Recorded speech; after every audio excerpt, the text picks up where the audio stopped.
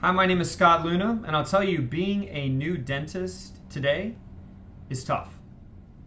The debt levels, of course, we all know about, are at the highest they've ever been. Income levels for dentists aren't even as high as they were 13, 14 years ago, around 2005. They've gone down and down in most years since then.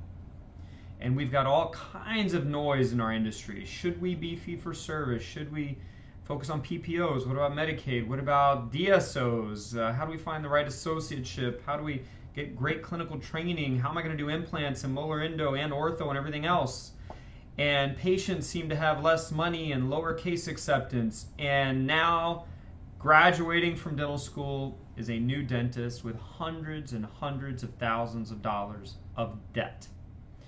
So, I feel that things are pretty clear. I feel that there's several paths for a new dentist that are home run paths.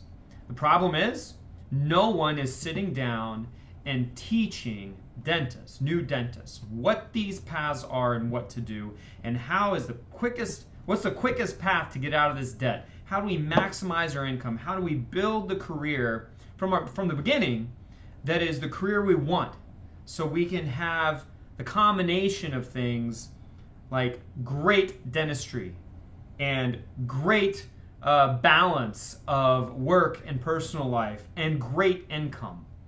How do we do that? That is what we spend 2 intense days teaching a dentist. 2 intense days, what we call our new dentist boot camp. Let me read off some of the topics that we go over in these 2 days.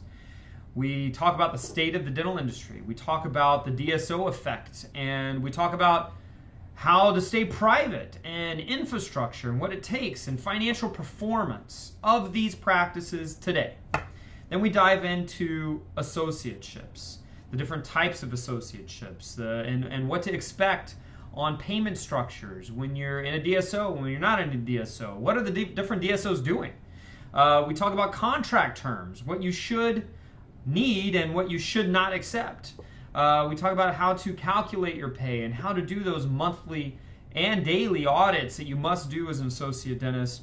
We also talk about marketing yourself, even as an associate. How do you have that proper marketing plan around yourself so that you can leverage that in the future when you're not an associate? We talk about startups. We talk about, how we do startups, the methodologies, the demographics, design, equipment, timeline, budgeting, performance, case studies, so that a new dentist can understand the main important points of going the startup path. And then we talk about acquisitions, buying practices, and what are our 12 steps in analyzing a practice that is appropriate to purchase. How do we analyze profit and loss statements? How do we update systems in a practice that we purchase? Where do we even find these practices? How do we calculate our take-home pay if we were to purchase these practices? What is a proper valuation of a practice, and what are the due diligence things, the checklists of things that we must do before we buy a practice? And we talk about case studies of that. And then we go away from startups and acquisitions, and we talk about just in general financing. How can a new or younger dentist get financing and what to expect? Then we dive into practice management things. For example, the drivers of growth. We talk about how a dentist can influence and impact patient flow, new patient flow and existing patient flow, in regards to marketing, but also phones and outsourcing and systems. We then go into diagnosis, and from a new dentist standpoint, what does diagnosis truly impact? How can we properly maximize our diagnosis, and what are the things that we must learn in order to make that happen? Then we go into case acceptance. Gosh, that's very important for a new dentist. What exactly to say to a patient to help increase case acceptance?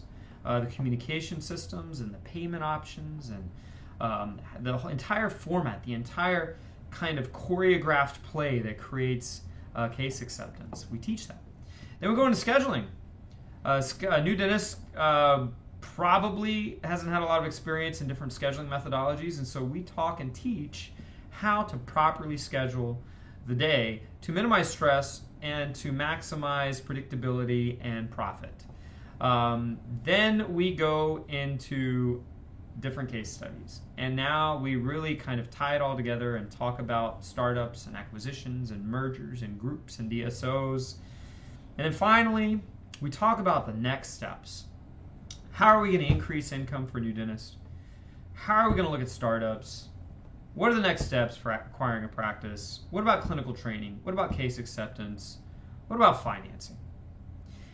In these 2 days, I believe that a new dentist will get 5 years worth of best practices, lessons learned, and it will help frame that dentist's mind to make the proper decisions early in their career.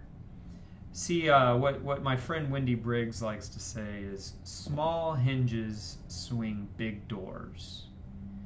And getting the right information early on, that becomes that small hinge that swings this big door that we call the dentist career. And it can swing it open right to the right spot. So this is our new dentist boot camp. 2 days, intense training, hundreds of pages of content. It's fast paced, and I believe it could be one of the most valuable things a dentist does early in their career. All right, I hope to see you there. Thank you.